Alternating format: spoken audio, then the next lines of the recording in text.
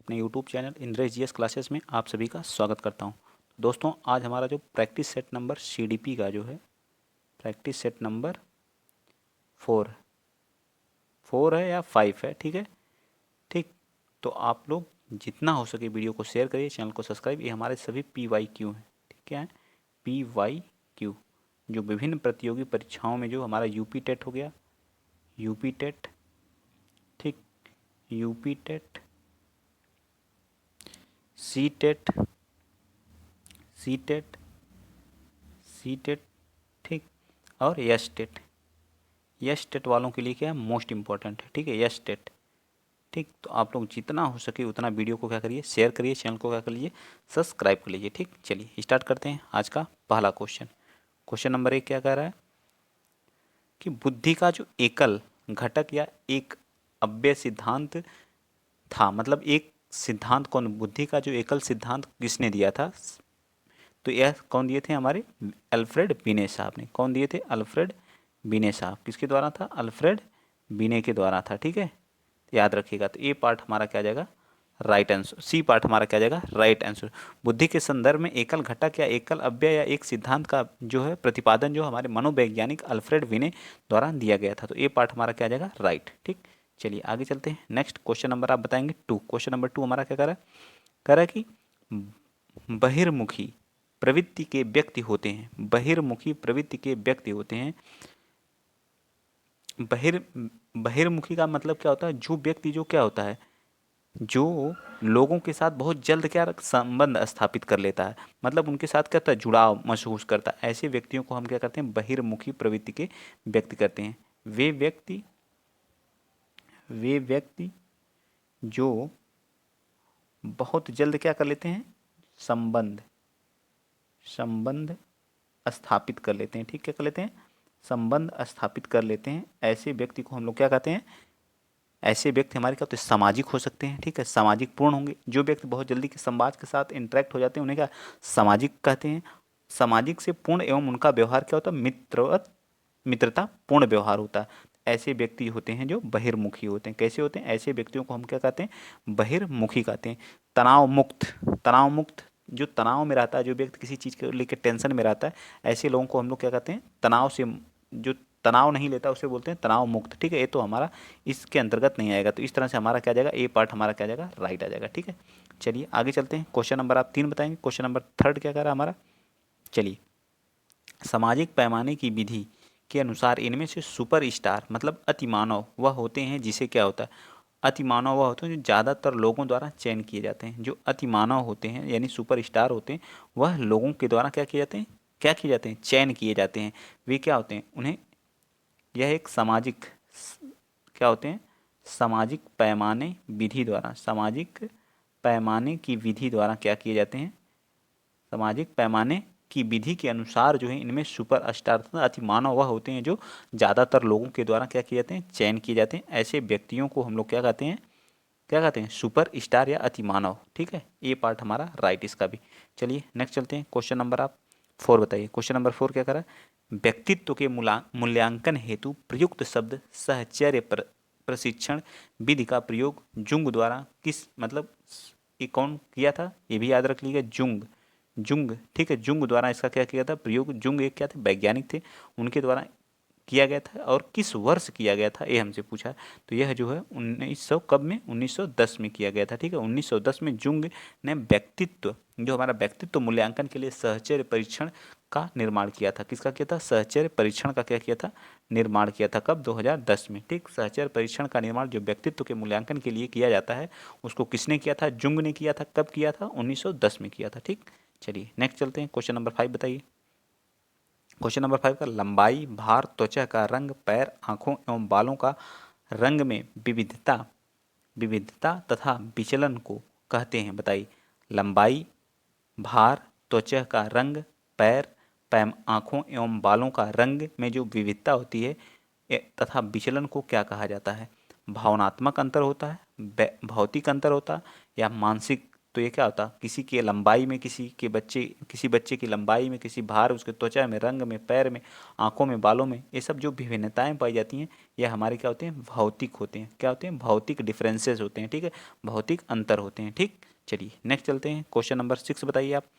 कह रहा है कि इनमें से किस से घटक के प्रभाव से शैक्षिक पिछड़ापन नहीं उत्पन्न होता। मतलब किस घटक से, जो हमारा, किस घटक के प्रभाव के कारण, इफेक्ट के कारण जो हमारा शैक्षिक पिछड़ापन नहीं उत्पन्न होता। परिवार की खराब एवं सामाजिक स्थिति, अगर आपके परिवार की जो आर्थिक स्थिति पूर्ण रूप से क्या है, स्ट्रांग नहीं है, मजबूत नहीं है, तो क्या होगा, हमारा शैक्षिक हमारा क्या होता है, इससे भी हमारा शैक्षिक क्या होगा, खराब होगा। बिल्कुल सही बात है, ये तो होगा। इससे हमसे निगेटिव पूछा, हमें निगेटिव क्या करना, आंसर देना। ठीक है, स्कूल स्कूल विद्यालय की सोचनी शैक्षिक माहौल।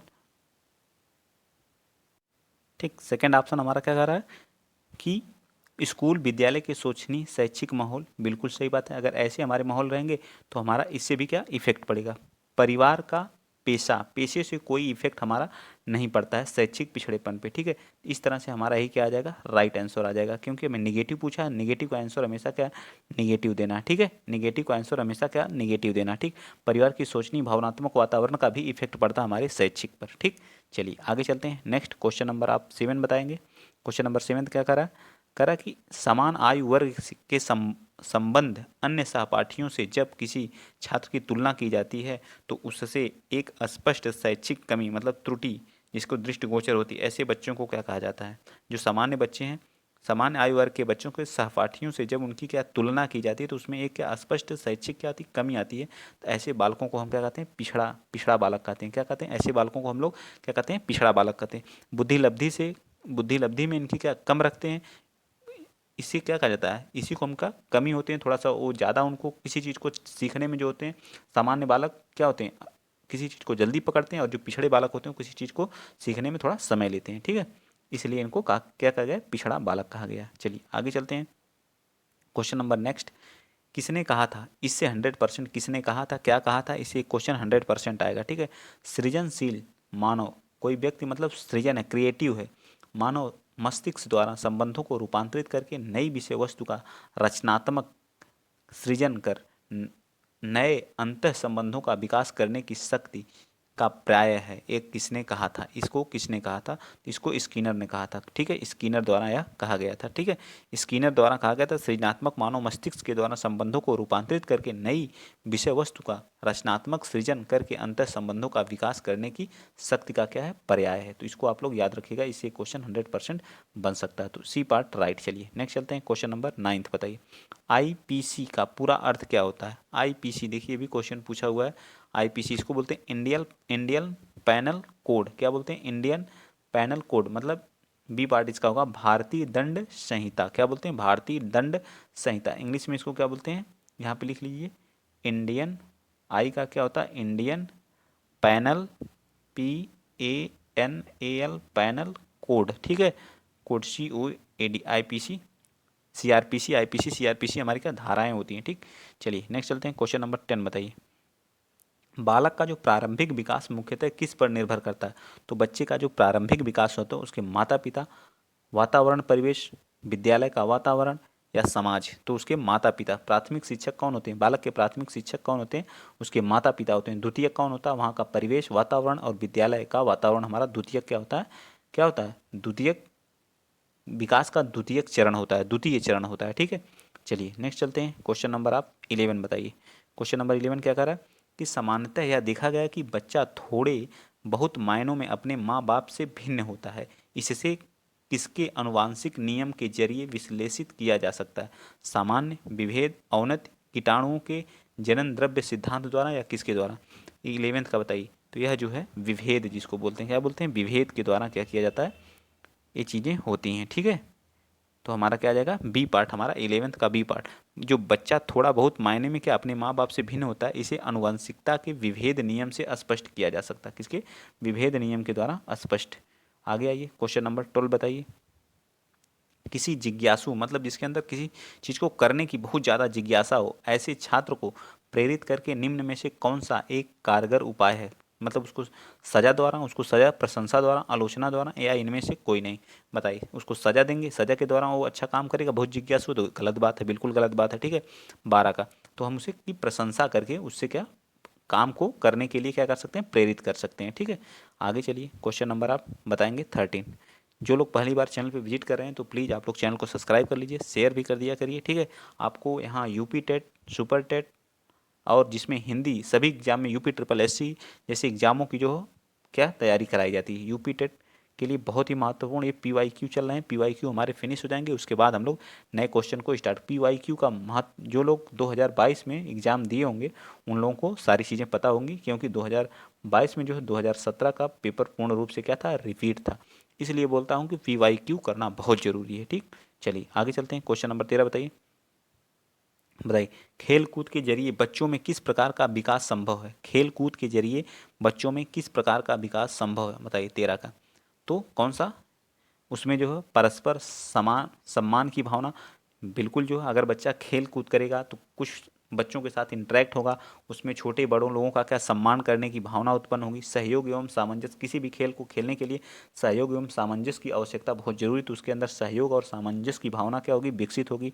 सामाजिक गुण, समाज में रहेगा तो सामाजिक गुण को भी वहाँ से लेगा। तो इस तरह से हमारा तीनों चीज़ें हमारी क्या है, राइट हैं। तो इस तरह से इनमें से सभी हमारा क्या आ जाएगा, डी पार्ट हमारा राइट होगा। ठीक, चलिए आगे चलते हैं। क्वेश्चन नंबर आप 14 बताइएगा। क्वेश्चन नंबर 14 क्या कह रहा है, क्या बुद्धिमान माता पिता, क्या बुद्धिमान माता पिता या अभिभावक के बच्चे या संतान जिसको बोलते हैं सदैव पढ़ाई में तेज होते हैं। यह जरूरी नहीं है, जरूरी नहीं है कि जिसके माता पिता बहुत तेज हैं तो उसके बच्चे भी क्या होंगे, तेज होंगे। ठीक है, ऐसा जरूरी नहीं है। ठीक, तो हमारा 14 का राइट आंसर क्या आ जाएगा, तो 14 का राइट आंसर बी पार्ट होगा। यह जरूरी नहीं है कि अगर किसी के माता पिता आईएएस पीसीएस हों तो उसका बेटा जरूरी है कि आईएएस पीसीएस बने। ठीक है, ऐसा जरूरी नहीं है, ये बिल्कुल गलत बात है। ठीक, चलिए आगे चलते हैं। क्वेश्चन नंबर आप बताएंगे 15।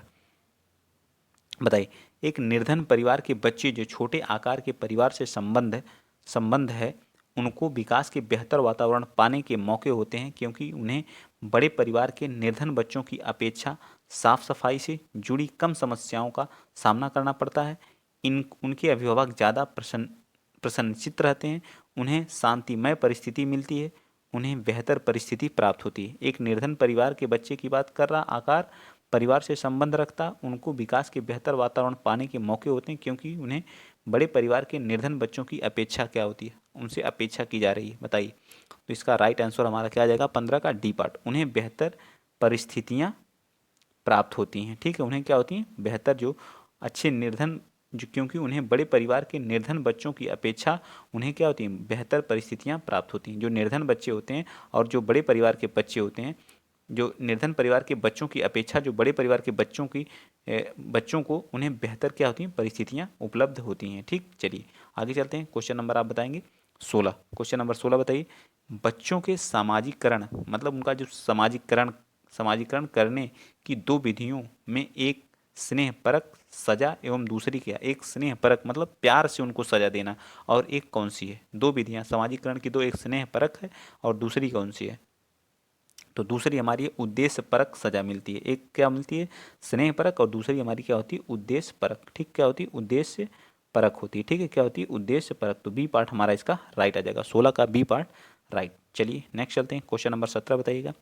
क्वेश्चन नंबर 17 कर रहा है, जीवन के शुरुआती अवधि के दौरान यदि किसी भाषा को सीख लिया जाता है तो हर बच्चा क्या करता है, भाषा पर विदेशों की तरह प्रवीणता हासिल कर लेता है।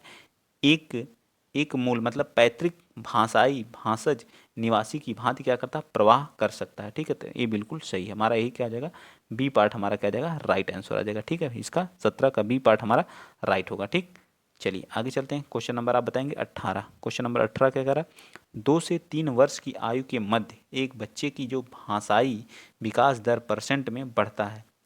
जब 2 से 3 वर्ष का कोई आयु का बच्चा है के मध्य एक बच्चे की जो भाषाई विकास दर है परसेंटेज में बढ़ता है, लगभग 50 से 1000 तक, 2 से 10% तक, 20 से 50%, 50 से 5%। बताइए इसका राइट आंसर क्या हो जाएगा, 18 का।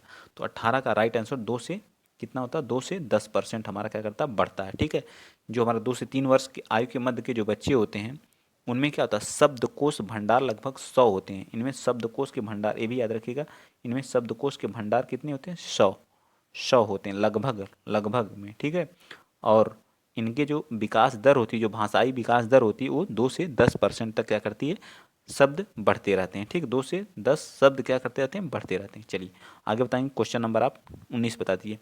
मानव यानी मनुष्य में विकास की सबसे तीव्र गति क्या है, बाल्यावस्था है, शैशवावस्था है, किशोरावस्था है, या फिर जो है यौनावस्था। किसमें बच्चा जो बहुत तेजी से उसके जो है क्या होता है, विकास होता है, तो बताइए किस अवस्था में। तो यह हमारी अवस्था कौन सी, किशोरावस्था में बच्चे का बहुत तेजी से क्या होता है, विकास होता है। इसलिए तीव्र विकास के कारण बालक जो सामंजस्य स्थापित न कर पाने से तनाव में भी रहता है। इस स्थिति में बच्चा क्या, तनाव की स्थिति में भी रहता है, ठीक है।